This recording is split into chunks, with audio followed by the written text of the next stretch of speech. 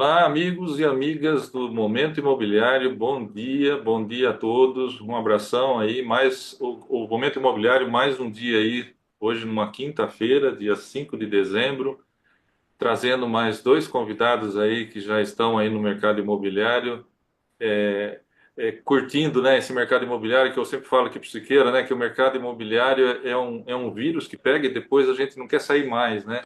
Eu estou há 35 anos, né? O Siqueira há mais de 35 também, né, Siqueira? Então, a gente gosta muito disso aí. E hoje a gente tem o prazer aí de receber o professor Léo e a Luana da ROC, né? E um bom dia a vocês, um grande abraço. Bom dia, Bom dia. Bom dia, excelente. Siqueira, nosso parceiro. E bom dia, Guerra. Bom dia, Luana. Bom dia, professor Léo. Sejam bem-vindos. Estamos absolutamente honrados aí para tirar de vocês a melhor qualidade de informação e tenho certeza que a nossa audiência, de alguma forma, vai aproveitar muito bem aí os ensinamentos que vocês vão poder contribuir aqui. E Na real, a gente fica sempre muito feliz de poder reunir profissionais tão realizadores, né, Guerra? Trazer exatamente a segurança para o mercado e existem soluções muito bem calçadas aí para poder fazer o mercado ter o seu giro. Então, sejam absolutamente bem-vindos. E a gente já criando aqui um alinhamento, por favor, gostaria de ouvir aí um resumo da formação de vocês e um breve histórico profissional. Se puder, por favor, começando pela Luana e depois aí o professor Léo, tá? Por favor. Bom dia a todos. Primeiramente, obrigado pelo convite. É um prazer participar aqui desse talk. Acho que a gente tem muitas ideias a serem trocadas e contribuídas.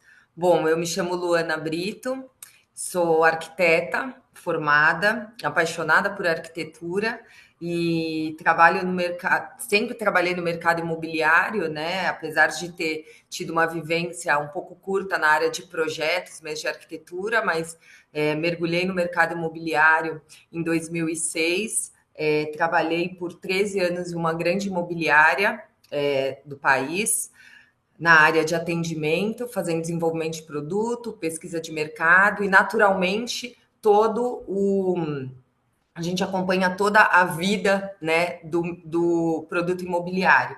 Há 3 anos eu estou à frente aqui da área comercial no estado de São Paulo, Minas, na verdade região sudeste, mas tenho ficado com muito foco em São Paulo e Minas, onde tem aparecido muitas oportunidades. Aqui na ROC a gente acredita muito no mercado de capitais como um facilitador e uma solução para funding, para tanto os incorporadores, né, verticais quanto horizontais e loteadores.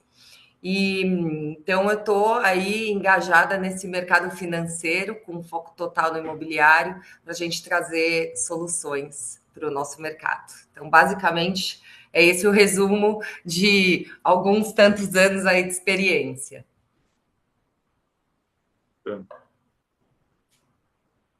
Professor? Bom, meu nome é Leonardo de Paula Longo, né? Eu sou conhecido no mercado por Léo Longo.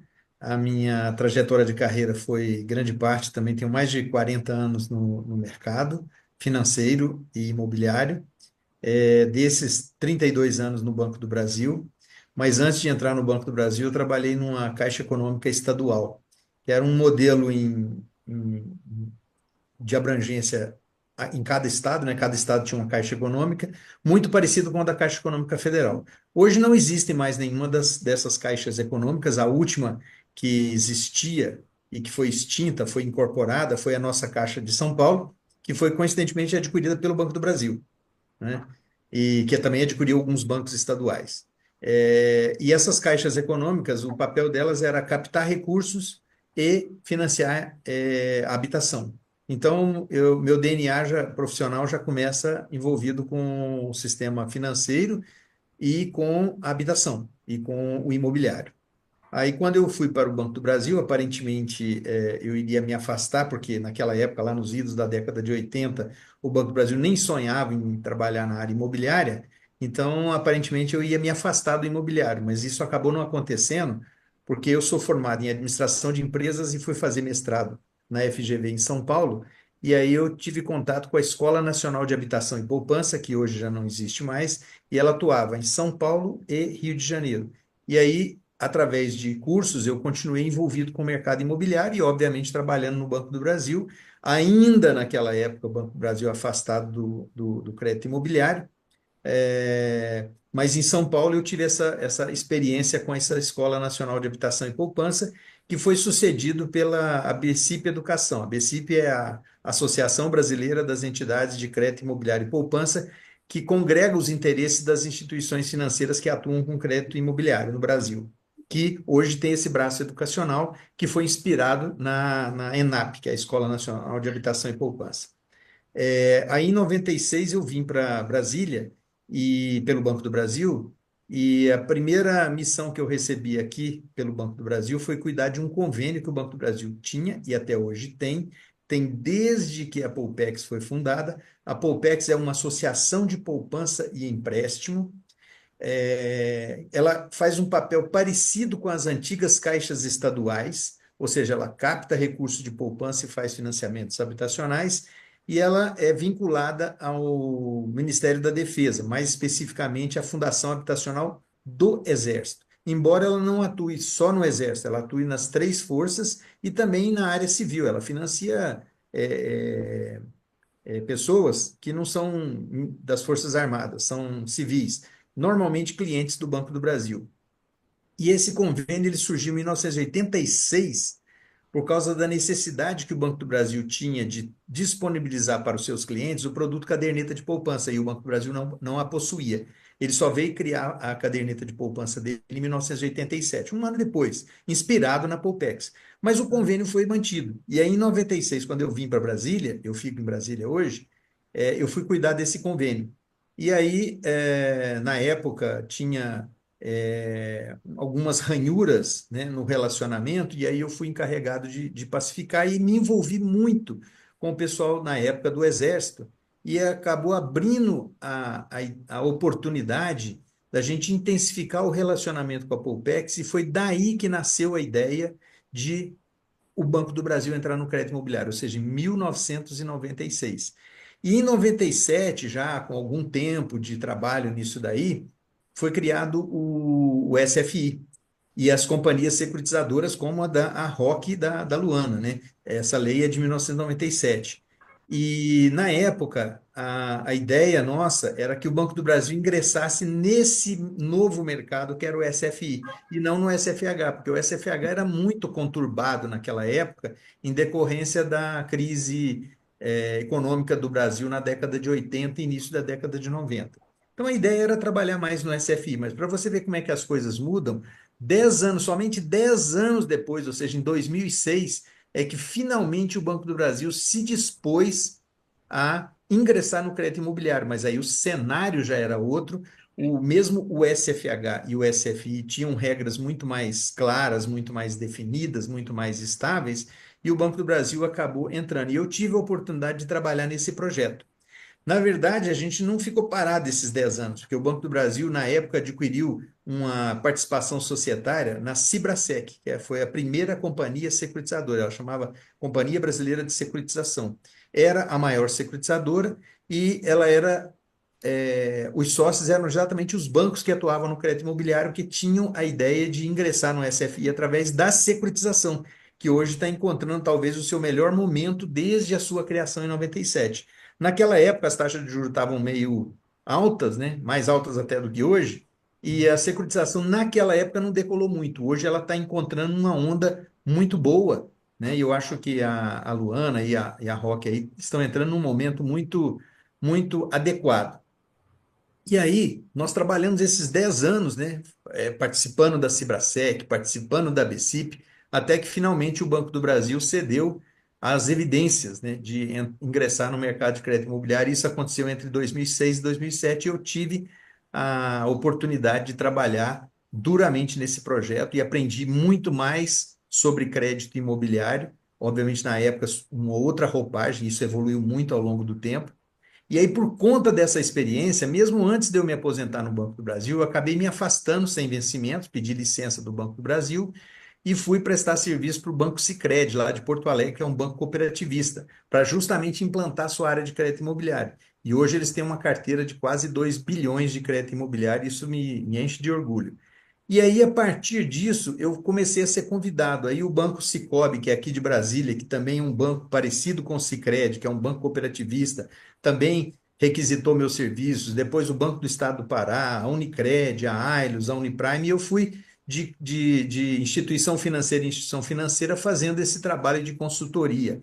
E a minha consultoria, ela se posiciona da seguinte maneira: não sou aquele consultor que chega e diz assim, olha, tem que fazer tal coisa, mas não diz como. Então, a minha consultoria é mão na massa, ou seja, eu chego, eu entro numa instituição financeira, coloco todos os processos e quando eu saio, as operações já estão ocorrendo. E aí depois eu só olho para trás e vejo o resultado, como, por exemplo, o Banco Sicredi está com uma carteira já de quase 2 bilhões, o Banco do Brasil está com uma carteira em torno de 50 bilhões. Eu calculei, tá, pessoal, isso me deixa muito envaidecido, modéstia às favas aqui, eu calculei que aproximadamente as instituições que eu auxiliei a implantar o crédito imobiliário desde o Banco do Brasil já devem ter originado mais de 100 bilhões em crédito imobiliário. E isso é muito legal, é muito bom ver isso aí, porque como o Guerra falou, o imobiliário é um vício. Depois que você entra, você não quer sair mais nunca. Você vê, quando me afastei da Caixa Econômica do Estado e fui para o Banco do Brasil, mesmo lá no Banco do Brasil, que era um banco eminentemente rural, eu continuava picado pela mosca azul do imobiliário. Não me afastei do imobiliário, não, mesmo trabalhando no Banco do Brasil. Acabei foi levando o Banco do Brasil, contagiando o Banco do Brasil com esse vício do imobiliário. E assim a gente tem trabalhado. E eu acho que, assim, parabenizando aí a Luana pela experiência profissional dela e pelo senso de oportunidade, porque eu acho que a securitização talvez esteja para o imobiliário no seu melhor momento hoje. Não que não possa melhorar, pode melhorar. Mas eu acho que nesses últimos 30 anos aí da existência do SFI, acho que é o melhor momento que a securitização encontra no mercado imobiliário. Não sei se a Luana concorda comigo e Concordo, está de concordo parabéns. 100%. Concordo 100%. Ah, legal.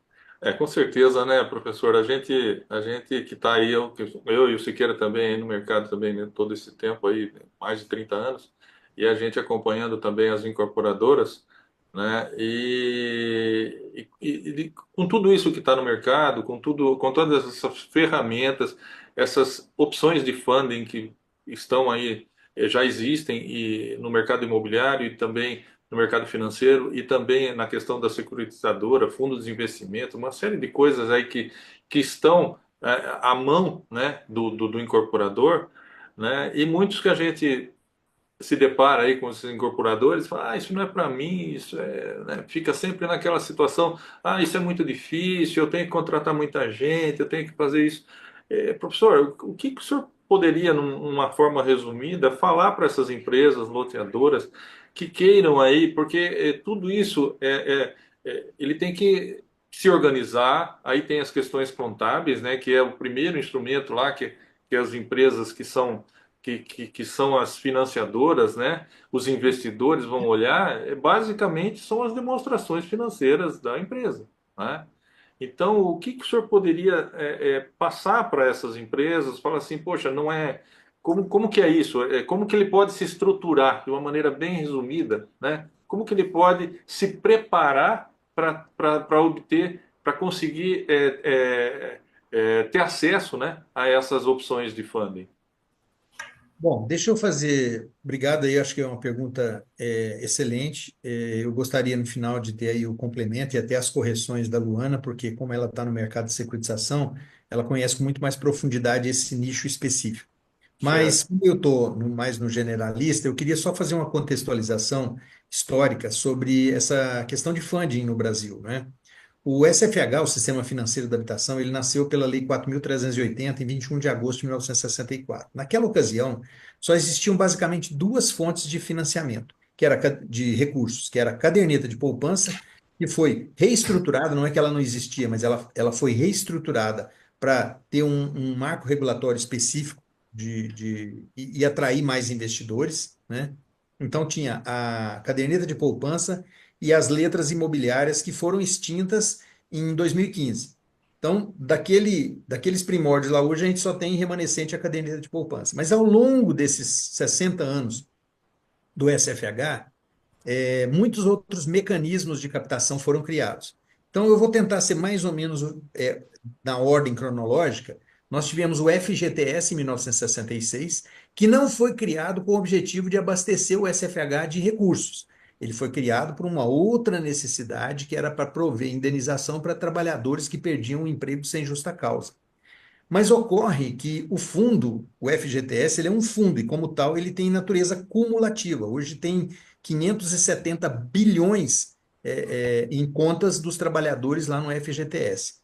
E o FGTS, ele prevê a remuneração desses recursos do trabalhador, TR mais 3%. Não é uma remuneração tão elevada, mas é uma remuneração. E como é que alguém remunera outra pessoa? Aplicando dinheiro. E aí o dinheiro do FGTS passou a ser aplicado em 3 eixos: infraestrutura, saneamento e habitação. Como o saneamento e infraestrutura hoje é muito bem provido com as PPPs, então hoje a quase totalidade dos recursos do FGTS acabam sendo direcionados para habitação, né? E obviamente alguma reserva ali para fundo de liquidez, para as alterações, saques e depósitos, né? Mas então o FGTS veio e, nos seus primórdios, não contribuía muito com o FUND. Mas hoje, como nós vimos, né, são 570 bilhões estacionados. Para vocês terem uma ideia, hoje, na estrutura de funding brasileira, a caderneta de poupança, que já representou quase 100% desse bolo, hoje representa 1/3. E o FGTS representa 1/4, 25%, ou seja, não é pouca coisa. A poupança é que, infelizmente, vem diminuindo a sua participação nesse bolo, mas o FGTS tem invejáveis 1/4 desse bolo, né? Depois foram criadas as cédulas hipotecárias em 1966 e as letras hipotecárias em 1988, antes disso passando pelas debêntures criadas em 1976, mas eu não conheço nenhum caso de debênture financiando o imobiliário. Mas, de qualquer maneira, é uma fonte de captação que eventualmente poderia ser utilizada. Além das cédulas hipotecárias, das letras hipotecárias, em 1993 foram criados os fundos de investimento imobiliário, que nos seus primórdios foi muito mais direcionado para projetos de build-to-suit, galpão logístico, prédios comerciais, hospitais, e não ia muito diretamente para a incorporação imobiliária. Hoje isso já mudou bastante. Depois, em 97, foram criados os CRIs, que a Luana vai poder falar com maestria sobre isso, muito melhor do que eu. Os CRIs também é uma fonte de captação exclusiva das companhias securitizadoras imobiliárias, ou seja, banco não pode emitir CRI. Se ele quiser captar via CRI, ele tem que fazer uma triangulação com a securitizadora. O que hoje não é necessário por causa de um outro mecanismo que foi inventado e criado, e eu vou falar já já dele também, bem rapidamente. Então, em 97 surgiram os CRIs, antes mesmo, é mais antigo, os fundos de investimento imobiliário, e aí, em 2004 foram criadas as cédulas de crédito imobiliário e as letras de crédito imobiliário. As letras de crédito imobiliário são muito utilizadas pelos bancos, que as emitem porque tem lastro em operações de crédito imobiliário, e elas têm um custo de captação relativamente barato, porque o investidor não paga imposto de renda, mas o CRI também não. O investidor, pessoa física, não paga imposto de renda quando aplica no CRI. E as cédulas de crédito imobiliário são muito utilizadas como um veículo para que esse crédito dos bancos chegue dentro das securitizadoras. Isso quando esse tipo de operação é feita, porque hoje, como eu falei, os bancos não precisam mais das securitizadoras. E depois, em 2015, surgiram as LIGs, Letras Imobiliárias Garantidas, espelhadas nos covered bonds europeus. Os CRIs são mais ou menos um espelho dos MBS americanos e as LIGs são mais ou menos um espelho dos covered bonds europeus. Para vocês terem uma ideia, hoje, na Europa, os países da União Europeia emitem aproximadamente, tem um estoque hoje de covered bond, que seriam as nossas LIGs aqui, em torno de 19 trilhões de reais, alguma coisa em torno de 3 trilhões de euros. Então, é muito pujante esse mercado, e aí espera-se que no Brasil também as ligas cresçam. Hoje, nesse bolo de captação, as ligas representam apenas 5%. As LCIs representam 17%, os fundos de investimento imobiliário e os CRIs representam mais ou menos 10% cada um, ou seja, os dois juntos dão em torno de 20%. Então, por isso que eu sustento que os CRIs, né, a securitização está talvez no seu melhor momento desde 97, o que não significa que não possa melhorar, mas está num momento muito bom, sendo muito utilizado para captação para operações imobiliárias. Bom, então assim, hoje o mercado de funding no Brasil, ele é bastante diversificado. E as ligas que foram as mais novinhas, são as caçulas nessa constelação, são mais ou menos assim, mal comparando, é o CRI que agora não precisa ser emitido por companhias securitizadoras imobiliárias, elas podem ser emitidas direto por bancos. Mas como só foi regulamentado em 2018, ou seja, 3 anos depois, e sofreu agora uma nova modificação normativa em 2022, as ligas, digamos assim, ainda não pegaram para valer, elas estão em estágio, digamos, um pouquinho mais atrasado que os CRIs. Mas, obviamente, assim como os CRIs, também vai deslanchar, vai sair dos seus 5% e vai começar a ocupar espaço, e a caderneta de poupança, com toda certeza, vai continuar caindo na participação desse bolo. Esse bolo todo no Brasil hoje capta alguma coisa em torno de 2,3 trilhões de reais. Entretanto, a carteira de crédito que lastreada por esses recursos é em torno de 1,2 trilhão de reais. Ô, Léo, por que essa diferença? É porque no caso do FGTS e no caso da caderneta de poupança, não é 100% dos recursos que vão para o crédito imobiliário. Alguma parte acaba sendo um compulsório, livre direcionamento, etc. e tal.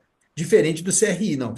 A securitizadora capta R$ 1 vai ser aplicado no crédito imobiliário, seja o crédito imobiliário final, seja numa incorporação imobiliária. E aí, o que que acontece? Agora, respondendo, chegando no ponto que você me perguntou, Guerra, como que as empresas, elas chegam nesse mercado? Porque o mercado bancário convencional, as empresas, digamos assim, mal ou bem, já se acostumaram a chegar neles, já conhecem um pouco o modus operandi e às vezes não se enquadra, principalmente as novas, as pequenas e as médias incorporadoras. E o que que eu recomendaria para essas novas, para as pequenas e para as médias incorporadoras? Elas precisam fazer uma leitura do que bancos e securitizadoras e, obviamente, lá na ponta final, o mercado de capitais requer delas. O que que requer? Experiência. Então é preciso ter algum histórico de obras. Pô, Léo, então quer dizer que as novatas estão alijadas desse processo? Infelizmente, as novatas são preteridas. O mercado de capitais, obviamente, vai preferir incorporadores mais experientes, que já tenham 3, 4, 5, 10. Quanto mais empreendimento entregue, melhor. Na live com o Dr. Jamil, né, no dia 31 de outubro, que vocês fizeram, que foi uma verdadeira aula, né, sobre incorporação imobiliária, ele menciona muito essa questão, né, da experiência. Ele mesmo fala que quando ele começou, ele errou bastante. Então, geralmente, os incorporadores novatos erram mais do que os incorporadores mais experientes, mesmo que sigam o conselho do Dr. Jamil de olhar para a experiência dos outros e aprender com os erros dos outros, mas algum erro os incorporadores novatos vão acabar cometendo. E o mercado de capitais ele é muito seletivo, até porque tem bons projetos na fila, né, de incorporadoras que já possuem um certo histórico. Entretanto, muitas incorporadoras pequenas e médias, às vezes têm 20, 30 anos de experiência, têm um histórico de obras gigantesco, enorme, mas não enaltece, não tem o cuidado de guardar as informações. Aí, quando a securitizadora, ou a gestora, ou o banco pede um histórico de obras, o incorporador fala: ai, mas que falta de paciência eu preencher aqui um formulário com as últimas 10 obras, e aí não se dedica em dar informações precisas e coerentes sobre os empreendimentos anteriores, e aí qual é a percepção que ele passa? Que não tem um histórico tão robusto, e isso afeta a análise de risco do negócio dele. Outra questão também é não ter muito zelo e muito cuidado com os demonstrativos contábeis. Via de regra, os pequenos e médios não usam de auditoria. O ideal é que elas começassem a auditar os seus balanços. por um auditor independente, mesmo que não seja um auditor caríssimo, um auditor muito famoso, mas que seja um auditor pequeno, mas sério, confiável, isso também passa credibilidade. Mas mais do que ser auditado, é realmente organizar seus processos. Às vezes o incorporador contrata o contador mais barato que tem uma carteira de empresas gigantesca e só tem a incorporadora dele, ou seja, nem é tão especializado em incorporação. E aí comete, às vezes, erros triviais, que na hora que uma securitizadora, um banco, uma gestora vai analisar, fazer análise de risco de crédito, se depara com inconsistências, e inconsistências para investidores, ou seja, quem está lá na ponta final que vai botar dinheiro nisso aí, inconsistências soam muito mal. Ou seja, gera insegurança, gera risco, gera desconfiança. Então, o incorporador tem que zelar muito pela qualidade das informações contábeis, né? Ou seja, para que seja bastante consistente e que se tiver alguma coisa que não está encaixando nos indicadores exigidos pelo investidor, ou pela securitizadora, ou pelo banco, mas pelo menos haja uma explicação coerente. Não fique uma suspeita, uma névoa sobre aqueles demonstrativos. Então é muito importante, viu, Guerra? Isso que essa tua pergunta deu a oportunidade de dizer da importância de zelar pelos demonstrativos contábeis e pelo histórico de obra, informações consistentes e robustas sobre o histórico de obras. Então, por exemplo, eu tive um caso de um incorporador que ele tem um histórico de obras, hoje provavelmente umas 20 obras, e ele sempre chegava no término da obra com zero de estoque. Gente, isso é muito valioso, porque é algo difícil de atingir. Não é fácil o incorporador chegar no término da obra com zero de estoque, ou seja, vendendo todas as unidades. Então demonstrava o quê? Que ele tinha uma expertise muito boa comercial, ele fazia um estudo de mercado bom, ele tinha uma estratégia comercial bem traçada e ele conseguia fazer isso. Porque o investidor, seja ele qual for, seja um banco, seja um mercado de capitais, seja quem for, que tiver um fundo que estiver colocando dinheiro no empreendimento, ele quer saber o seguinte: no final, o dinheiro que eu coloquei volta com os juros? Isso é o que importa para ele, que volte com os juros pactuados. Então, como é que você garante isso? Tendo êxito comercial. Eu costumo dizer, o melhor remédio para qualquer empreendimento chama-se vendas. Esse remédio resolve todos os males. É claro que tem alguns aí que tem que tomar cuidado, né? Por exemplo, não pode gastar dinheiro demais, não pode deixar a obra sem um rigoroso controle de qualidade e de custos, mas assim, vendas é o principal remédio. Então, Guerra, eu espero que eu tenha conseguido abranger. Vou passar a bola para a Luana, porque ela Sim. vai poder dar mais informações ainda mais detalhadas e precisas do mecanismo que de análise de risco de crédito que a securitizadora dela e, obviamente, todas as securitizadoras percorrem e o que é importante para eles quando analisam um empreendimento imobiliário. Perfeito. Eu acho que tudo isso que você falou faz muito parte até da essência aqui da ROC quando nós analisamos com quem faremos a operação financeira, o negócio. Então, antes de tudo, a gente olha, tem uma visão macro da empresa. Às vezes a gente fala, um pequeno, um médio, mas esses players são fundamentais para o mercado imobiliário, justamente o que a gente vê aqui fora das grandes capitais, né? Então, a ROC está posicionada no Rio Grande do Sul, em Porto Alegre, é a nossa sede, onde nós começamos a fazer operações no entorno da cidade de Porto Alegre, e então apareceram oportunidades cada vez mais, né, no Rio Grande do Sul mesmo, Florianópolis, Paraná, hoje estamos aqui em São Paulo, e muitos dos estudos são realmente feitos com players que atuam em cidades, não necessariamente nas capitais. E esse olhar é o que a gente tem primeiramente. Então, qual é o track record desse incorporador, desse loteador? Quantas obras ele entregou? As obras foram entregues no timing? Foi tudo feito conforme ali foi prometido para o cliente final? Cada incorporador tem a sua estratégia de vendas.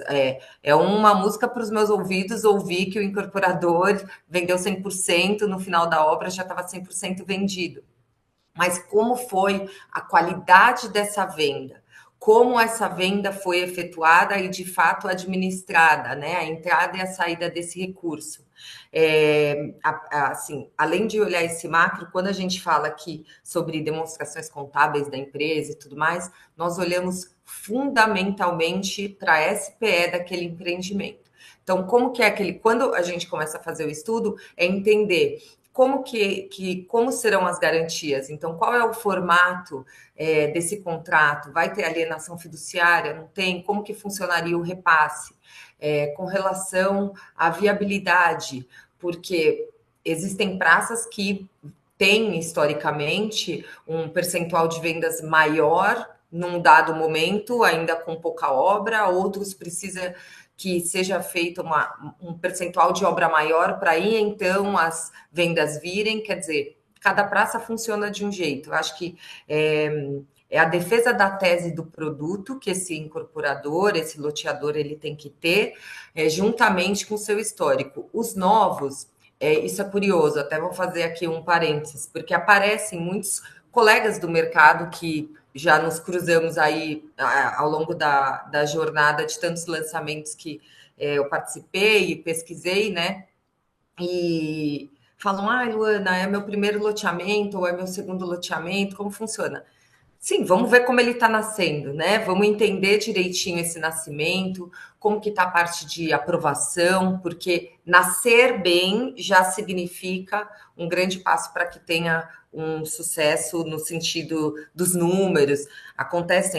Teve a pandemia, então acontecem variáveis que a gente não espera, sim, mas como funcionaria ou qual é a percepção que esse loteador tem se houver algum tipo de problema que não seja tão esperado. Então, é isso que a gente olha bem a saúde do empreendimento, se tem patrimônio de afetação, por exemplo, e então a gente consegue mitigar qualquer erro e conseguir fazer com que a operação saia independente do VGV ou do timing, é tudo muito variável. Legal, excelente, muito bom complemento aí da Luana. E eu queria só pegar um gancho aí para falar uma coisa que eu me lembrei aqui. Ela falou sobre a qualidade das vendas. Isso aí é fundamental. Então, assim, quando uma securitizadora, ou um banco, ou um fundo de investimento vai analisar, ele obviamente verifica volume de distrato, volume que, inclusive, com a Lei 13786 reduziu bastante. O Dr. Jamil falou muito na live dele sobre isso daí. E realmente a intenção da lei, né, da norma, na ocasião, foi criar regras que não deixassem tão desequilibrada a relação entre incorporador e adquirente no distrato. Porque o incorporador fazia uma compra por impulso, depois desistia, ele sabia que ia receber todo o valor de volta à vista. E o incorporador que se virasse depois. Aí, às vezes, ele mandava uma planilha de comercialização para um banco, ou para uma securitizadora, ou para um fundo, dizendo que estava com 40% das unidades vendidas, no mês que vem estava com 35%. Ó, como é que diminuiu a quantidade de vendas? Distratos. Hoje isso já não é mais tão fácil, porque o adquirente, quando vai comprar, ele sabe que se ele distratar, ele pode não receber 100% à vista, e ele pode nem receber 100%, ele tem severas penalidades. E isso, de uma certa maneira, reduziu a velocidade de vendas, porque acabou aquela venda por impulso. Mas melhorou a qualidade das vendas, ou seja, aquilo que está vendido provavelmente vai ficar até o final. Mas não está livre de uma inadimplência. Uma pessoa perde emprego, uma pessoa tem dificuldade de efetuar o pagamento, então pode ter inadimplência. Então, essa qualidade que a Luana falou, ela é muito importante. Nos clientes por onde eu passei e tive a oportunidade de implantar o plano empresário, que é o financiamento de empreendimentos de incorporação imobiliária, em alguns deles a gente foi chamado a desenvolver a modelagem de análise de risco de crédito, que contempla tudo isso que a Luana falou, contempla aquilo que eu falei também, e assim, a gente faz um verdadeiro placar de crédito, um credit scoring da incorporadora. É claro que, infelizmente, o volume não permite que a gente faça uma sondagem passada estatística, porque ela nem é confiável. Mas, pelo menos, a gente cria dimensões, e dentro das dimensões variáveis, com réguas de medição. Então, com isso, a gente vai conseguindo fazer uma medição olhando diversos fatores, como qualidade de venda, como histórico de obra, como a situação econômico-financeira da SPE e o consolidado daquela incorporadora. Então, são diversas dimensões. E uma coisa muito importante que eu acho que tem que estar na cabeça do incorporador é o seguinte: aquele investidor, seja ele do mercado de capitais, seja ele do mercado financeiro, ele quer saber, em última instância, quando terminar essa operação, o dinheiro que eu coloquei vai voltar para o meu bolso com a remuneração? E como que ele volta? Ele volta se tiver vendas de boa qualidade. Só que isso é medido, monitorado, mês a mês. Então, a Luana lá, com toda certeza nas operações que ela faz, e outras também no mercado, monitoram para ver o seguinte: o valor, o estoque de valores a receber, seja ele pré-chaves, de chaves ou até pós-chaves, esse valor supera o quanto já foi colocado no negócio? Se sim, a Luana vai continuar liberando as parcelas mensais para que o incorporador continue tocando a obra. Quando isso não acontece, quase sempre é um momento de tensão entre o investidor, representado pela securitizadora ou pelo banco, seja ele quem for, e o incorporador, porque ele vai falar: olha, as coisas estão caminhando para uma situação onde você não está conseguindo me provar que você tem mais dinheiro a receber do que você tem que pagar para mim. É o famoso índice de liquidez. Esse índice de liquidez ele é muito temido pelos incorporadores. No curso que eu menciono, a gente tenta desmitificar um pouco isso na cabeça do incorporador, porque ele é capaz de antever em que mês ele pode fazer uma projeção por todo o empreendimento de acordo com o guidance que ele espera de vendas, e ele tem condição de medir o índice de liquidez e saber se em algum momento futuro, antes que aconteça, esse índice de liquidez vai estar deteriorado. E aí ele adota o quê? Medidas corretivas. Quais são as medidas corretivas mais eficazes? Aumentar as vendas.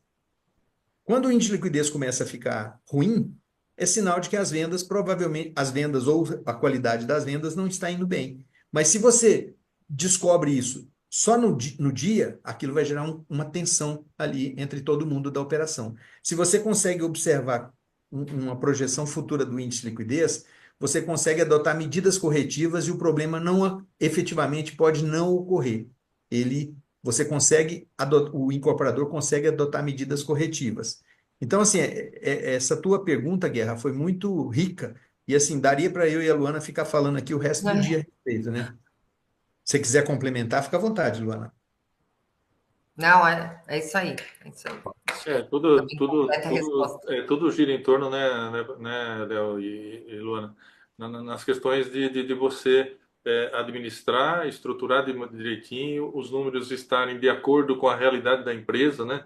Que às vezes o cara fala assim: mas o balanço está de um jeito, mas normalmente você encontra um incorporador e fala assim: poxa, aqui está dando que eu tive tanto de lucro, mas eu não vi isso. Ou então está dando prejuízo, mas eu ainda tenho dinheiro. Eu falo assim: pois é, acontece que você não está.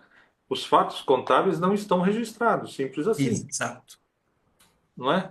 Então, Exato. ou seja, você não está, a empresa não está retratando a sua realidade dentro da contabilidade. Agora, o investidor, o cara que vai te financiar, ele não vai olhar seus olhos azuis e vai te dar o crédito. Ele vai Ele olhar quer o seu. comprovação, né? Ele quer Tem comprovação. que comprovar, ninguém vai te dar dinheiro se você não tiver em ordem, né? Então isso né? E essa questão que o senhor comentou, na a questão de antever, né? É aquele estudo que todo mundo tem que fazer, que são as etapas que eu, Siqueira, vive falando aqui, né? Faz o estudo de viabilidade financeira, onde você vai saber a sua exposição de caixa, onde é que você vai ter o gargalo, naquele gargalo, aí você já começa a tratar esse gargalo antes de começar tudo, ou seja, então, né? Então, tudo isso, existe a ferramenta que dá para ser utilizada, né? E a hora que uma securitizadora ou um banco chega e vê que você já tem tudo isso esquematizado e planejado, fala assim: opa, peraí, o cara realmente ele fez um estudo, então dá para entrar no negócio com mais tranquilidade, né? Então acho que é legal. É verdade. O mercado de capitais, ele está sendo muito bem-vindo nesse momento do financiamento de empreendimentos imobiliários, de loteamentos, de desenvolvimento. Assim, o mercado de capitais, como ele tem um apetite a risco um pouco maior, ele é mais flexível nessa análise, ele contempla coisa que os bancos às vezes não contemplam. No entanto, é o seguinte: ele é muito mais exigente no cumprimento daquilo se combina nas garantias, como a Luana falou, no índice de liquidez, como eu mencionei, na qualidade de vendas, na execução do projeto. Então, assim, ele não é muito tolerante com, com incorporadores que acham que, assim, vão empurrar com a barriga, né? Uhum. Então, realmente precisa mesmo de deixar tudo muito bem registrado. Os fatos contábeis têm que registrar a realidade. E não só isso, mas o entorno desse projeto também tem que estar muito coerente, porque o mercado de capitais ele é muito arisco. Justamente por ter mais apetite a risco também, ele fareja o risco e quando ele vê um risco que não é aceitável, ele cai fora rapidinho. Maravilha. Professor Léo e Luana, tudo que vocês trazem aqui nessa oportunidade para nós é magnífico, porque é música para os ouvidos. Vou aqui repetir as palavras da Luana, porque sempre a preocupação nossa em relação a incorporadores é como contornar, né, Garra? Mas para que você quer saber isso? Essa informação financeira contábil só interessa para mim e meu contador não me traduziu que eu deveria ser tão cuidadoso, né, Guerra? Né? Porque parece que a pressão do empresário em cima do contador é assim, ó, dá o seu jeito. E, na real, não é o dar o seu jeito, tá? Existem processos que todos os cuidados que ele tomar vão facilitar esse caminho de uma grande orquestra para fazer tudo no final dar certo, né? Cada um sabendo tocar e entrar no momento adequado para que toda a composição, toda a ópera, todo o show seja realizado e o professor Léo disse muito bem, recebi integralmente, além dos juros que estavam programados. Maravilhosa essa iniciação que vocês nos deram aqui. Antes de E, você passar para a próxima pergunta, Sérgio, só para por favor, você fez um gancho aí muito legal. Quando eu ministrar, eu ministro um curso que fala sobre financiamento de empreendimento e análise de risco e retorno do empreendimento imobiliário, que é mais ou menos preparar o incorporador para o que ele vai enfrentar a sabatina que ele vai enfrentar dos bancos, das securitizadoras, dos fundos, das gestoras. E aí, quando era presencial, porque hoje no online fica um pouco mais difícil esse olho no olho, mas quando era presencial, eu gostava muito de fazer a seguinte pergunta: quando um banco, ou uma gestora, na época era mais banco, né? Quando um banco pede as demonstrações contábeis da sua empresa, quantos de vocês pegam as demonstrações, olham, leem, analisam antes de mandar para o banco?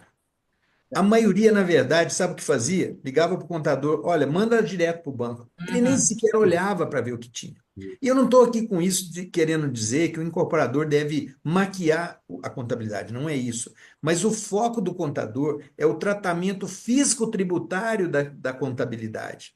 Ele não tem nenhuma obrigação e ele não tem esse olhar do qual é o reflexo econômico-financeiro dos indicadores produzidos por aquela forma de contabilidade. E às vezes você tem uma ou duas formas, metodologias contábeis, que podem produzir essa análise econômico-financeira com resultados bastante diferentes uns dos outros. Sem contar que é o seguinte, o contador não tá, ele sabe o que ele está fazendo ali. Ele não precisa de nota explicativa. Mas quem vai ler aquele demonstrativo, muitas vezes precisa de uma nota explicativa de uma rubrica que está muito alta, ou está muito baixa, ou descomportou ao longo do tempo. Então, assim, e o incorporador muitas vezes simplesmente falava, não, manda entregar para o banco lá, manda entregar. E não olhava. Aí, quando o banco questionava alguma coisa, ele não sabia, aí pedia o contador para esclarecer. E talvez não seja a melhor pessoa para fazer isso, né? fantástico, professor, fantástico. E agradecido aí o complemento que você traduz para nós aqui, porque exatamente nessa esfera, vou aproveitar agora aqui a Luana, na sopa de letrinhas que a gente está se habituando a entender, e o incorporador às vezes entende muito, ou muito menos que a gente, as opções de funding e soluções que o mercado de capitais oferece para incorporadoras, construtoras, loteadores, né, que parece que está sempre um ambiente desamparado, ou investidores imobiliários, né? Como é que se prepara para não perder oportunidades? Porque o incorporador fica assim, eu Siqueira, eu não tenho nenhum terreno na minha, no meu balanço aqui disponível ou opcionado para poder lançar. Então, só vou pensar em lançamento daqui 1 ano, 2 anos. E como é que a gente pode sempre deixar ele estimulado para não perder oportunidades? Porque o mercado agora está aquecido, né? E nesse voo de galinha, vamos aproveitar o mercado aquecido para cumprir os processos contábeis e utilizar exatamente as avenidas que o professor Léo e a Luana estão abrindo aqui. Por favor, Luana. É, a- a- vamos pensar assim, quais são os produtos que podem beneficiar e entrar como solução para um incorporador, para um loteador? A gente tem, né, dois produtos principais, que é o financiamento à produção, que a gente menciona muito o plano empresário ligado, né, aos bancos e tudo mais. O mercado de capitais tem esse financiamento à produção, cada qual com a sua característica mais positiva ou mais intensa. E também tem o produto que é a antecipação de recebíveis. No mercado de loteamentos, antecipação de recebíveis é um produto muito mais comum. É natural a gente ver quando, né, o loteamento normalmente ele tem uma tabela muito longa de vendas. Então, é trazido a valor presente esse futuro recebível, esses recebíveis que são antecipados para o incorporador fazer ter seu lucro, sua divisão ali e também poder investir em novos projetos, novos negócios. Isso é muito comum no mercado de loteamentos, por conta dessa questão do tempo de tabela. Quando a gente fala de incorporação, a tabela normalmente, né, tem 30% até a entrega de chaves e depois o saldo, que normalmente é feito o financiamento bancário do cliente final, onde faz esse repasse. Então, o mercado de capitais ele consegue atender muito bem, tanto a antecipação de recebíveis, que eu uso muito o loteador aqui como exemplo, porque é o comum, mas o financiamento à produção, que não não atendia até então, agora tem tido um movimento de bancos para atender a área de loteadores na parte de financiamento à produção, mas o mercado de capitais, como a ROC, a gente estrutura, né, origina essa operação, estrutura e faz todo esse acompanhamento para que seja coberto 100% da exposição de caixa e com alguns pontos que eu vejo muito positivos, como, por exemplo, um sistema de desembolso onde primeiro você libera ali a tranche na qual vai ser necessária de acordo com a viabilidade, com a curva de obras previstas, né, na viabilidade do loteador ou do incorporador, faz essa liberação de tranche e então a medição para a próxima liberação e assim vai. Pegando o gancho até no que foi dito, é justamente isso, a gente olha o todo do empreendimento, da SPE, com base na sua viabilidade, e aí, então, esse valor ele vai sendo liberado com o decorrer necessário de acordo com a viabilidade. O que é preciso para que isso aconteça? Então, é um nascimento de uma operação saudável. Então, tem uma viabilidade muito clara e transparente, onde você vai ter lá qual que é a previsão do custo de obra, em quanto tempo, versus a previsão de vendas, tendo, obviamente, como base, todo mundo que vai lançar já tem uma pesquisa de mercado e tudo mais. Então, a gente consegue entender onde tem esse desencaixe do caixa. Que mais? A parte de jurídica. É muito importante que o contrato que seja assinado com o cliente final, ele tenha cuidados para que tenha garantia para que esse recebível que vem do cliente final, ele vai fazer parte da operação para ir quitando, né, esse débito que será feito. Então, ele tem que estar muito consistente esse contrato para que ele seja uma garantia para que o investidor lá no fundo fique tranquilo, no final, aliás, fique tranquilo para que essa entrada do capital vá direcionado para a obra, o que tem que ser direcionado para a obra, do jeito que está na viabilidade, e tenha o retorno dos juros para o pagamento desse investidor. Por isso que aqui dentro, por exemplo, a gente olha esse ciclo como todo, né? A Roca é uma securitizadora, sim, que a gente emite os CRIs, como o Léo prontamente falou, mas a gente faz todo esse processo de originar, de estruturar, de acompanhar. O acompanhamento é fundamental, seja para nós que estamos aqui fazendo essa parte da operação financeira com o tomador e com o investidor, seja para o próprio tomador para ter esse controle dos seus empreendimentos.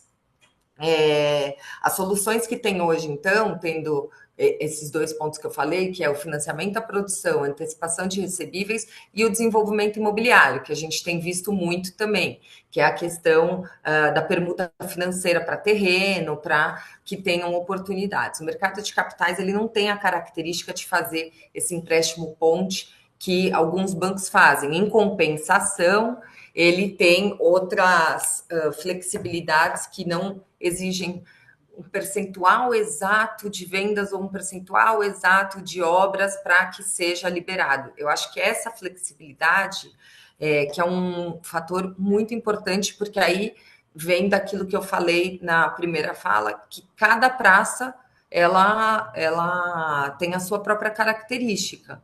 Teve lançamentos que eu participei que a gente via assim uma equipe de venda super capacitada, um empreendimento super bom, obra super baixa, muita venda. A mesma equipe muito bem capacitada, um empreendimento muito bom, tinha que fazer uma obra porque o mercado ali local estava machucado por conta de outros produtos que não foram entregues, por exemplo.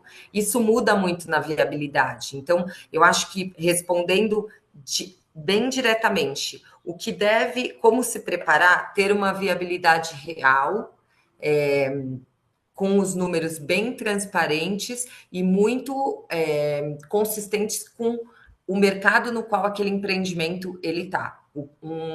Um loteamento em Campinas funciona de um jeito, em Taubaté funciona de outro, em Ribeirão de outro, em Limeira de outro. Um estúdio tem uma saída diferente no Itaim, na Vila Mariana e não sei, no Butantã, cada qual tem a sua característica, mas todos têm que ter esse embasamento de viabilidade consistente e as garantias muito bem claras para que o investidor faça essa operação. E a última coisa agora que eu lembrei, que até o Léo falou, né? O mercado de capitais, ele quer ver isso. No fundo, todos que estão investindo, né, eles querem ter esse resultado. Então, no final, a grande diferença acaba sendo mesmo a transparência e o controle, a facilidade de ter no seu alcance essas informações de como que estão acontecendo as vendas, de como que estão acontecendo os distratos, os repasses quando é incorporação, então a natureza do empreendimento daquela SPE como um todo. Uau! Não tem jeito de complementar nada. Não tenho o que complementar. Ela foi perfeita. Eu vou só aproveitar, então, como você provavelmente vai passar a bola para mim, Siqueira, eu só vou falar um pouquinho, uma análise histórica, um detalhe sórdido, tá? Quando foi criada a securitização pela lei 1900, em 1997, pela lei 9.514, foram criados os CRIs. E os CRIs eram e ainda são exclusivamente emitidos pelas companhias securitizadoras de créditos imobiliários.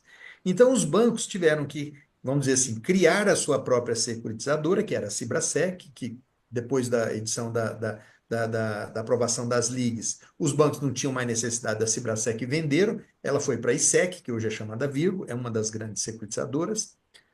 E aí o que acontece? Os bancos começaram a se incomodar um pouco, porque quando eles queriam captar recursos usando o mercado de capitais, eles tinham que ceder os créditos para a Cibrasec, e a Cibrasec emitia um CRI, media o mercado de capitais e o fluxo do dinheiro vinha voltando para que aquele banco pudesse pegar aquele dinheiro e fazer uma nova carteira e o ciclo poderia se repetir.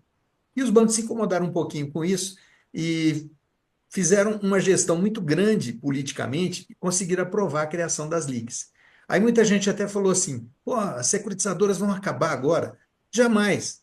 elas não iriam acabar, até porque elas atuavam em nichos que os bancos não estavam atuando tão bem, como antecipação de recebível, que os bancos até atuam, mas as securitizadoras atuam melhor, loteamento, projetos de build-to-suit, os famosos BTS de galpões logísticos e outras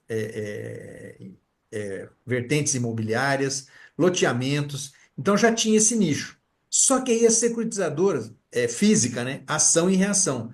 As securitizadoras perceberam dois movimentos. O primeiro é o encarecimento do custo do plano empresário dos bancos, porque os bancos agora já não têm tanto recurso barato da caderneta de poupança, nem tanto da LCI, tiveram que encarecer o custo. Esse custo ele se aproximou do custo do mercado de capitais, ou do apetite do investidor no mercado de capitais. Então, ele mais ou menos nivelou os custos. E as securitizadoras prontamente começaram a fazer o quê? O plano empresário via securitização. Agora, qual é a base da securitização? São ativos, direitos creditórios imobiliários.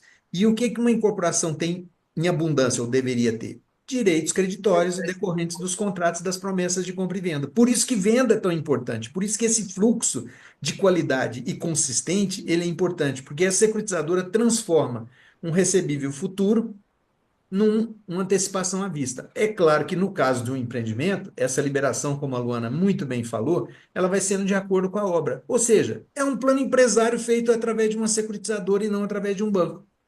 Então, eu diria assim que, fazendo a provocação, detalhe sórdido, né? Os bancos queriam tirar as securitizadoras do caminho delas e acabaram fortalecendo ainda mais as securitizadoras e tornar elas mais fortes ainda e uma concorrente ainda mais direta ao mercado deles. E diferentemente de achar que isso pode ser um voo de galinha, eu acho que não. Eu acho que com a possibilidade da Selic, não talvez ano que vem ou no próximo, em 2026, mas mais cedo ou mais tarde a Selic vai voltar a cair, Melhorar. esse mercado da securitizadora vai ficar ainda mais competitivo. Os bancos que se cuidem. É, mas Fantástico. viu, tanto Luana quanto o professor, quanto o Léo, acho que a nossa audiência gostaria também, de repente, de um caso prático, né, que vocês tiveram, ou se quiserem apresentar alguma coisa também, é lógico, preservando os clientes e tal, se vocês pudessem passar para a gente ou para a nossa audiência alguma coisa prática, falar, isso aqui nós pegamos e tal, e como que foi o andamento disso, alguns cases, né, ou um case de cada empresa aí, o que vocês tiveram na vida aí da empresa suas. Se a Luana concordar, eu gostaria que ela apresentasse um case dela, se ela tiver interesse de apresentar, e depois eu apresento. Eu acho que o case dela, inclusive, vai ser até mais rico do que o meu. Mas eu Tá, gostaria de falar de um case meu, porque tem uma situação muito peculiar que seria um alerta para os incorporadores. Mas se você Legal. concordar, Luana, manda bala. joia. Eu acho que, bom, aqui na ROC a gente tem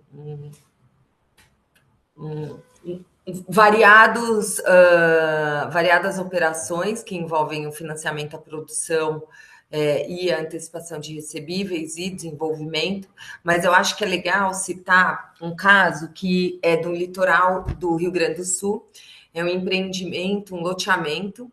Ali tem um eixo que teve uma explosão imobiliária muito saudável, né, com vários condomínios. Rio Grande do Sul eles trabalham com condomínio, tá? Não é loteamento, é a lei do condomínio. Mas enfim, isso não muda aqui. E aí ele teve 100% de vendas e ainda estava com 0% de execução de obras, porque realmente era um incorporador muito bom da região, com uma oportunidade de produto, um preço excelente, mas bem adequado ao mercado, não é que ele estava fazendo algum tipo de promoção, e vendeu super bem. Então, eles falaram conosco e o que a ROC fez? Empacotou esse recebível, antecipou o lucro dele, facilitando para que ele pudesse fazer toda a movimentação de comprar um novo terreno ou adquirir um novo terreno ali na região, sabendo que tinha um potencial e estava ficando cada vez mais escasso, e cobrindo a questão da obra dele, que ia ter que ser ainda acontecer e ia ser entregue, acho que em 24 meses. Então, eu acho que isso é um exemplo muito interessante, porque fugiu um pouco daquela expectativa que normalmente fala quanto percentual de venda, quanto percentual de obra. Nesse caso, 0 obras e a gente conseguiu fazer esse modelo. Tem também um caso que é o seguinte, que isso é muito interessante, eu tenho trabalhado bastante aqui. Normalmente existe, né, a figura do terrenista, que é o proprietário do terreno, e é feita, então, uma parceria ali, pode ser uma permuta financeira, uma permuta física, o percentual varia, mas normalmente sempre tem um range ali meio comum, e o incorporador queria manter os recebíveis, a carteira com ele para ficar administrando. Era um desejo do incorporador. Mas o terrenista não. E aí a gente antecipou só a parte do terrenista. Isso é um exemplo muito bom, porque sai daquela figura onde a gente antecipa tudo, vira uma carteira única. Não. Então, X% que era do terrenista, nós antecipamos para eles e ficamos, então, com a administração dos recebíveis futuros dessa parte do terrenista. Tem também o desenvolvimento imobiliário, onde é feita uma permuta financeira. Naturalmente, o terreno já tem que estar com um andamento para ser aprovado, porque aparece muita coisa que ainda a aprovação a gente depende dos órgãos, então isso dificulta para que a gente consiga seguir com a metodologia e, na verdade, com o DNA da ROC, que são operações saudáveis, que tenham um retorno muito bom para o investidor, mas com baixo risco. Então, isso acaba impacta muito quando a gente tem uma variável que é muito intangível, como a aprovação. Então, acho que eu dei exemplos aí de antecipação de recebíveis para permutante, nesse sentido, quando não é o percentual. E a obra, legal, tem agora um caso que é percentual de obras, financiamento de obras, tem um percentual de vendas bom. Um dos empreendimentos já está com a obra iniciada, está tudo ótimo. O outro atrasou um pouco o início da obra, mas isso não significa que vai atrasar a entrega, porque a própria incorporadora fez um pensamento da obra sendo trabalhada em X meses e com um prazo um pouco menor de obra, mas com a entrega naquela data, conforme o contrato.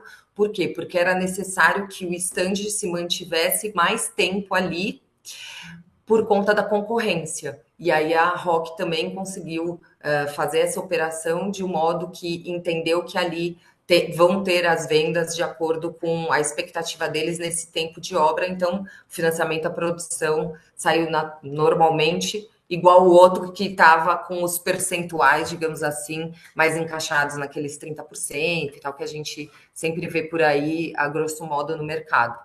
Acho que eu dei diversos exemplos aí. A gente tem bastante coisa, quem quiser pode ficar até à vontade de perguntar. Hoje a gente está com um volume aí de 800 milhões em casa, em operações entre São Paulo até o Sul.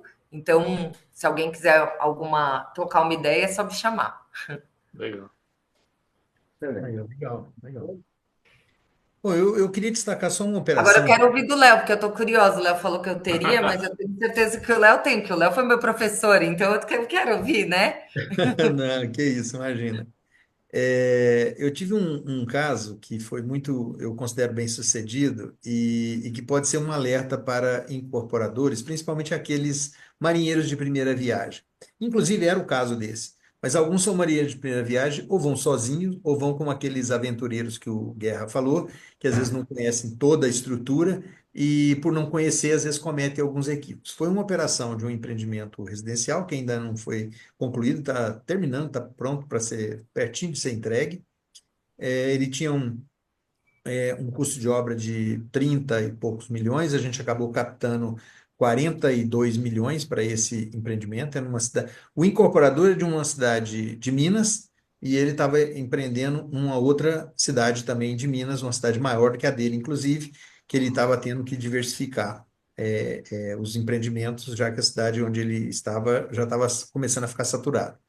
E ele fez uma permuta do terreno, uma permuta financeira, mas que inclusive não é tão comum, uma permuta financeira que eu chamo de evolutiva.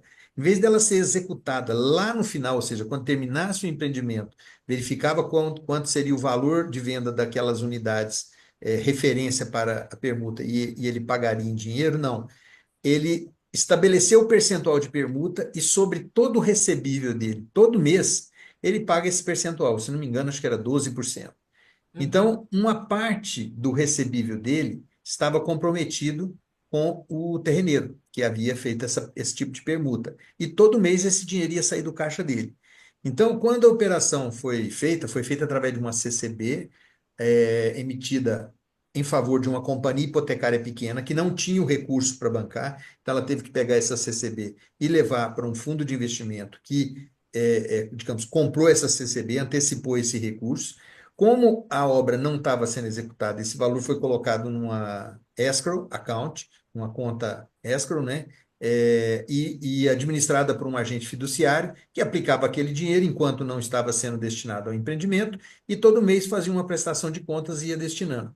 Nesse caso, esse agente fiduciário fazia o papel, e essa cláusula, inclusive, constava no contrato, uma cláusula de full cash sweep, ou seja, todo o recurso era administrado por esse agente fiduciário. Agora, imagina o desastre se ele. O que ele fazia?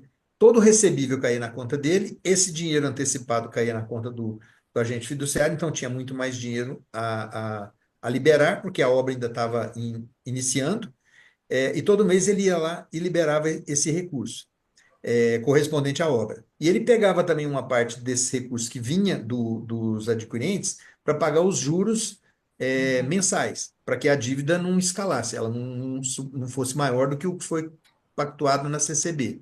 As amortizações, elas todas vão ocorrer depois que a obra terminar, mas tem os juros.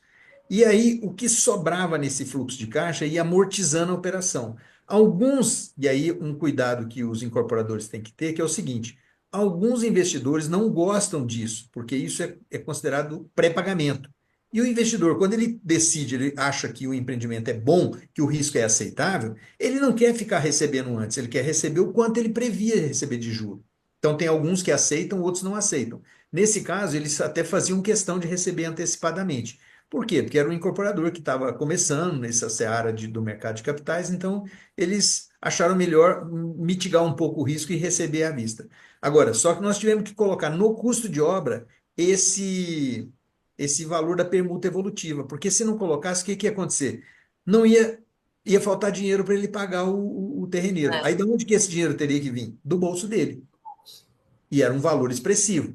Então, assim, tem que ter as operações, os incorporadores têm que ter cuidado de analisar e aí ter um especialista ou entender minimamente do assunto, para que, às vezes, a securitizadora não tem o papel de doutrinar o incorporador, ela não vai ficar ensinando como é que é a operação, ele tem que entender minimamente do tipo de operação, tem que ler o instrumento de crédito e ver lá, cláusula de full cash sweep. Tem um gestor de recursos, que ele gerencia alguma coisa em torno de 12 bilhões e ele é muito especializado em FDICs. E nós estamos conversando, que ele me chamou porque ele está interessado em criar um fundo justamente para financiar empreendimentos imobiliários, tá? E a ideia talvez seja fazer através de um CRI e o fundo adquirir esses CRIs. E uma coisa que eu tenho discutido muito com ele é essa situação, ou seja, analisar o fluxo de caixa do incorporador e identificar se for adotar a cláusula que é full cash sweep, saber se tem alguma coisa além do custo de obra que vai ficar por conta do incorporador. E se ele tem esse recurso próprio. Porque se ele falar que não tem, aí nós temos dois caminhos. Ou inclui esse custo no custo de obra, como esse case que eu mencionei, ou então você faz uma cláusula que é part cash sweep, ou seja, 80% do valor vai para fazer essa gestão e 20% libera para o fluxo de caixa para que ele pague. E o incorporador não pode esquecer que, além de uma eventual permuta financeira evolutiva, que não é tão comum, mas pode acontecer, igual esse caso que eu mencionei, tem o RET, são 4% do VGV. Você tem comissão de vendas, ainda mais se ele vender por 100% das unidades, hoje é muito comum por corretores terceirizados. Então, assim, tem despesas que não são custo de obra. Então, ou ele joga tudo isso como custo de obra e tem que ser uma coisa bem transparente e É, aceita pelo investidor, pela securitizadora, ou flexibiliza a cláusula de cash sweep um pouquinho.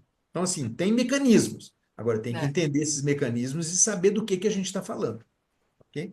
Legal. Excelente todas as explicações que vocês deram aqui, porque boa parte aqui do que eu tinha colocado no nossas dúvidas aqui é como atender exatamente interesses de terrenistas, né, ou terreneiros, né? A gente aprende a usar as duas expressões, né, Guerra? Aqui Tá? no Depende da Instituto. região, a gente fala terrenista ou terreneiro, isso aí. Terreneiro, exatamente. E sempre fica aquela preocupação de como a gente manter os dois aí, terrenistas ou terreneiros seguros, né, para todo o andamento,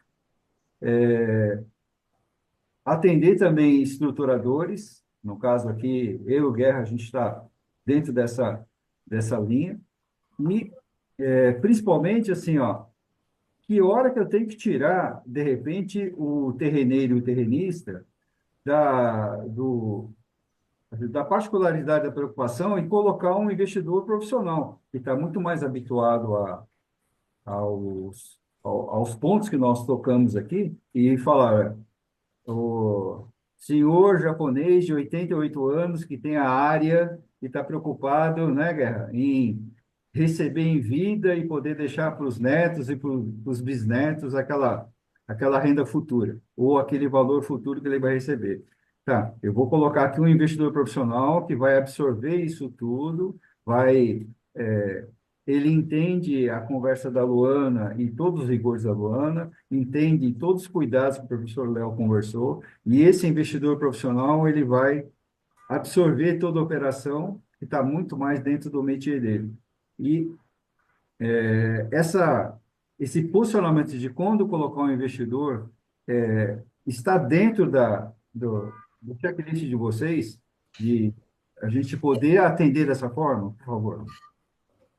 Vou responder porque eu acho que isso pega o segundo exemplo que eu dei. Assim, a gente já, quando faz a estruturação da operação, a gente pergunta para o investidor, desculpe, para o tomador, para o incorporador, qual que é o desejo, qual que é a necessidade dele.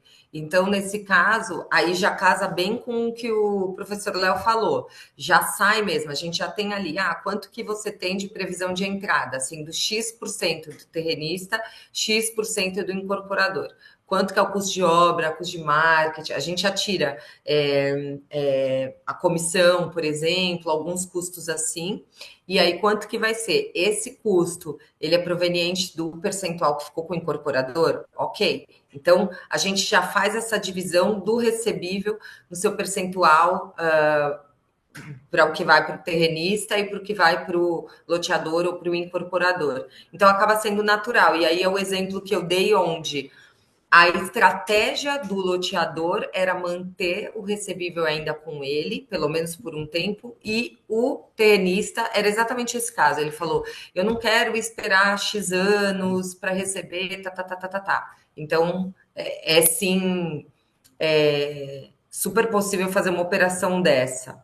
A operação de antecipação de recebíveis acaba sendo uma operação até um pouco mais fácil, assim, de ser construída, principalmente porque muitas vezes entra, você já está ali com um produto performado, né?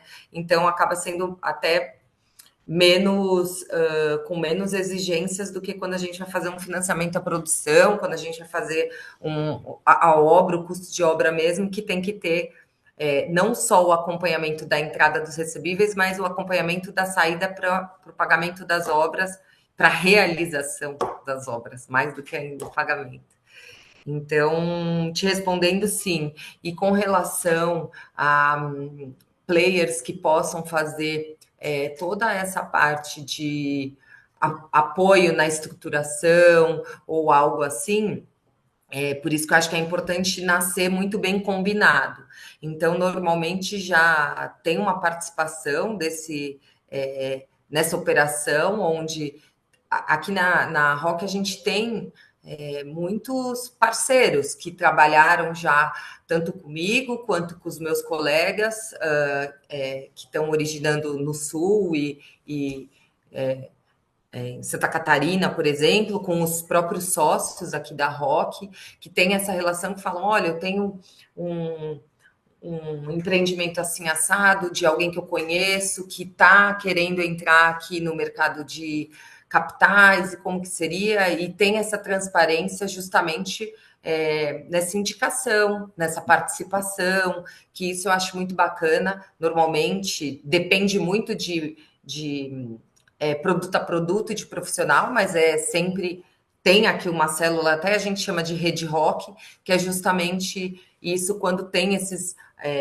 apoiadores, estruturadores, corretores ou pessoas que possam fazer essa ponte, porque eu acho que acaba sendo fundamental.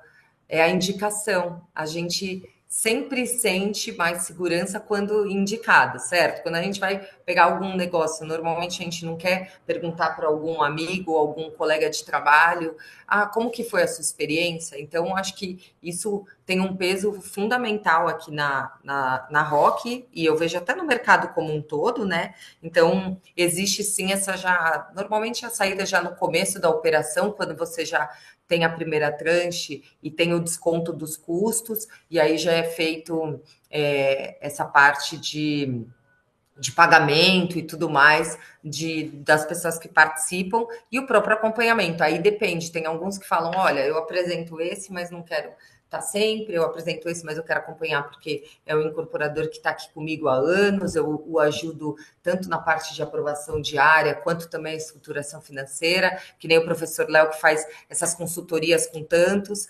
Então, é fundamental essa participação, sim, e mais do que certo que tenha esse acompanhamento e a remuneração em cada operação.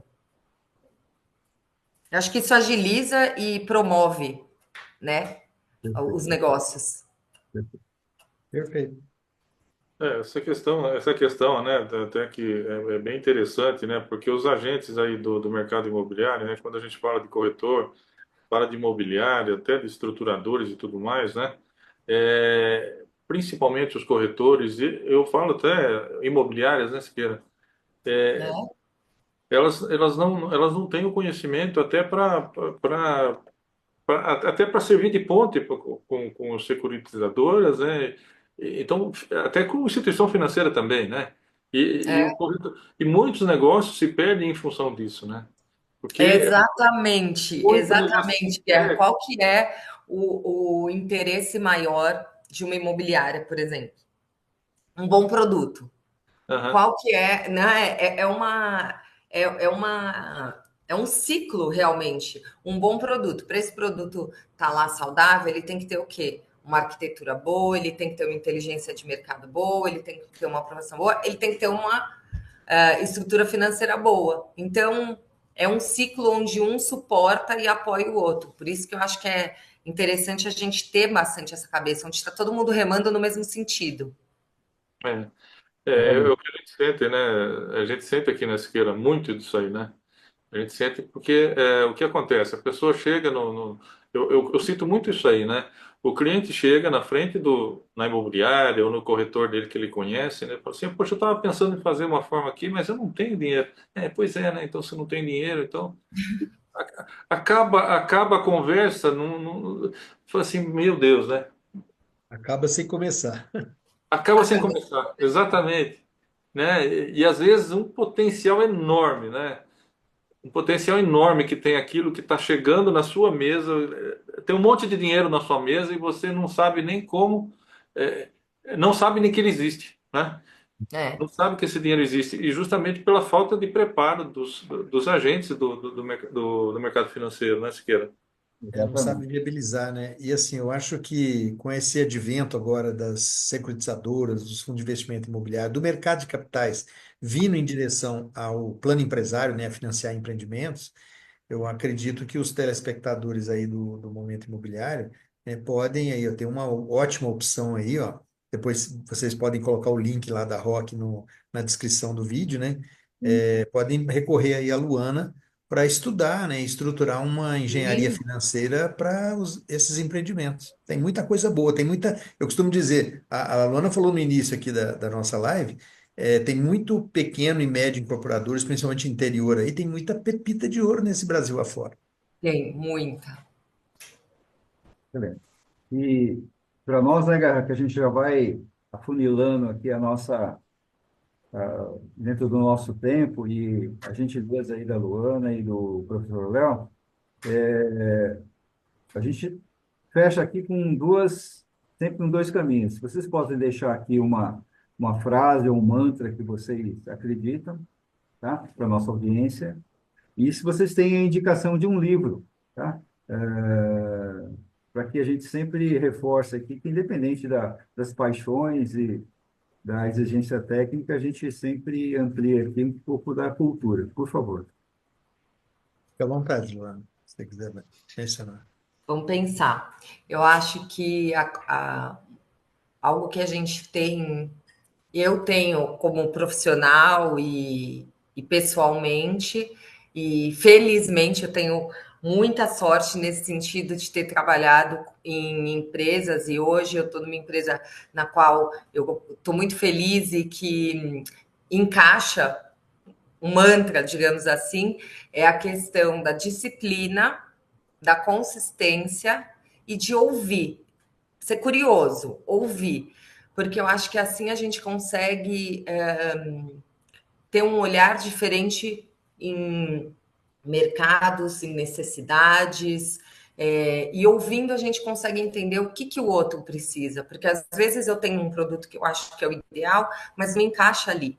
E se eu ouvi-lo e discutir internamente, né, com essa consistência do estudo, da pesquisa, da discussão, a gente consegue encaixar, sim, e criar um produto. Então, e a gente tem muito aqui essa questão da disciplina, seja no esporte, vocês vão ver aí que a ROC é muito voltada em ter essa questão do esporte, é muito bacana, que, querendo ou não, está na nossa parte pessoal, né?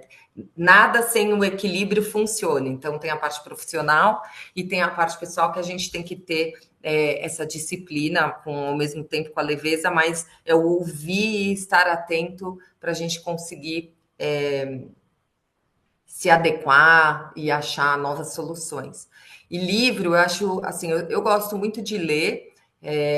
Eu não estou aqui com um pronto que seja mais do nosso mercado, tá? Eu acabei de ler um livro muito bom, que foi indicado até pela minha mãe, que é uma grande leitora, e me incentiva muito, que chama Mente Afiada. É um livro muito interessante, porque ele fala muito sobre a condição humana mesmo, e tudo que nós devemos fazer para termos uma saúde mental, física, psicológica, para que as coisas aconteçam. Então, é um livro gostoso, assim, tem algumas partes um pouco mais tensas, porque é escrito por um psiquiatra e tudo mais, mas que eu acho que vale a pena em várias etapas da vida, e encaixa, em alguns momentos encaixou para eu aplicar no meu pessoal, no meu profissional, no meu esporte, e é bem bacana, assim. Agora eu estou começando a ler um outro que é mais ou menos na mesma linha. Quando eu acabar, eu falo se eu gostei. Legal. Ótimo. Professor, obrigado, Luana. Professor? Bom, eu diria um mantra: planejamento, execução e monitoramento, que vai ao encontro do que a Luana também falou sobre disciplina e tudo mais. Eu acho que perpassa por isso aí. Disciplina é fundamental. Então, repetindo, eu diria planejamento, execução e monitoramento. O empreendimento requer isso. Isso de todos os lados, do incorporador, dos adquirentes, de quem está financiando, enfim. O livro, tem um livro até antigo, ele já deve ter ali seus quase 40 anos, mas eu considero ele muito atual, chama A Meta, do Elia Goldhardt. É uma historieta, ele consta como uma espécie de romance de um executivo de uma empresa americana, mas ele vai aprendendo a utilizar a meta. E muito antes desses modismos, né, como Balance Scorecard, Uhum. EVA, ele de uma forma muito simples, ele já mostrava credit scoring, que não deixa de ser uma espécie de balance scorecard, ele mostra como utilizar a meta como um guia para você ter sucesso empresarial. Legal, anotei. Legal. E aí, mais para finalizar aqui a nossa live, né? O tempo passa rapidinho, né? Passa. Passa É rapidinho. bom, quando é bom, o tempo passa, então isso é um bom sinal. Ah, com certeza, com certeza. Se pudesse, a gente ficaria um tempão aqui ainda. Verdade. Mas, assim, como a gente gostaria também, a gente faz isso com todos os nossos entrevistados, né? A gente gostaria que vocês dessem a impressão com relação ao nosso canal Momento Imobiliário, né? Com relação a sugestões, eventualmente alguma sugestão, críticas, ou o que vocês quiserem falar, porque a gente gosta de ter esse feedback também dos nossos entrevistados aqui. É Joia, bacana. eu acho que vocês têm um canal muito bacana e que consegue ter um formato de linguagem excelente, porque às vezes a gente quer ouvir sobre algum assunto e entram siglas ou algumas coisas que nos dificultam a manter a atenção naquilo. Então eu acho que aqui é um canal muito bom, muito didático, gostoso de ser ouvido. E então eu não tenho reclamação, não. Acho que tem que esse modelo que vocês fazem nesse horário de deixar gravado, terça e quinta. Eu vi que terça-feira que vem vai ter até uma convidada interessante que eu fui ver lá há umas 2 ou 3 semanas no Secov, no Encontro de Mulheres. Então eu acho que é muito bacana o formato que vocês fazem. E eu acho que é legal a gente conseguir espalhar mais ainda o momento imobiliário para as pessoas e as dúvidas que aparecerem, a gente fica aí super a postos para conversar, para responder e principalmente para trocar, né? Legal. Legal. Também só tem elogios, gostei, eu vi outras lives aí, eu acho muito interessante. Eu deixaria só uma sugestão, que pode até ser que vocês até já estejam executando, para aquelas pessoas que não tiveram oportunidade de assistir, que vão assistir offline depois, é vocês fazerem cortes, Ah, sim. porque Ah, aí boa o vídeo pode ideia. ficar menor e às vezes a pessoa vai num ponto específico que ela interessa. Porque as pessoas hoje às vezes não têm muita paciência de pegar um vídeo e assistir Uma uma hora de hora vídeo, toda. né? É Você verdade, pode boa fazer ideia. alguns uns cortes desse conteúdo e aí a Uhum. pessoa assiste os cortes que mais interessar para ela, né? Bacana. Excelente, gente. Olha, desejo nosso aqui, né, Gá, que a gente vai ter, com certeza, outros encontros, por favor. Precisamos aí dessa sabedoria de vocês para disciplinar nossa audiência, nossos clientes, os, todos os incorporadores que o professor Jamil está preparando, e assim como outros profissionais também bons do mercado estão preparando, para que essa turma tenha sucesso, ganhe dinheiro e não tenha receio de usar a ferramenta, a solução financeira para que tudo dê certo, né? Usa a solução, usa as soluções para que esse resultado seja fantástico a todos. E a gente fica muito grato, honrados e agradecidos com o tempo de vocês, gente. Foi maravilhosa a conversa. Nem vi o tempo passar aqui. Fantástico. Bacana. Muito legal. Muito obrigado, viu, Luana, professor? Foi um prazer, né? Uma coisa que começou de uma entrevista ali, e quando a gente conseguiu aqui passar informações que com certeza vai inspirar bastante a nossa audiência aqui, né? Nós vamos procurar difundir isso da menor maneira possível, né? E vocês também, a gente pode mandar a gravação depois para vocês também, né? Até para que vocês também façam os seus cortes, a gente manda para vocês e podem aí Combinado. utilizar aí para também ajudar a difundir, né? Que é o que a gente gosta de fazer aqui, né, Siqueira?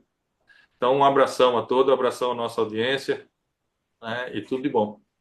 Obrigado Muito pelo obrigada convite. pelo convite. Foi um prazer passar aqui esse período dessa manhã com vocês. Professor, obrigada. Obrigada pelo convite, Momento Imobiliário. E vamos lá. Tem Valeu. muito negócio para a gente fazer.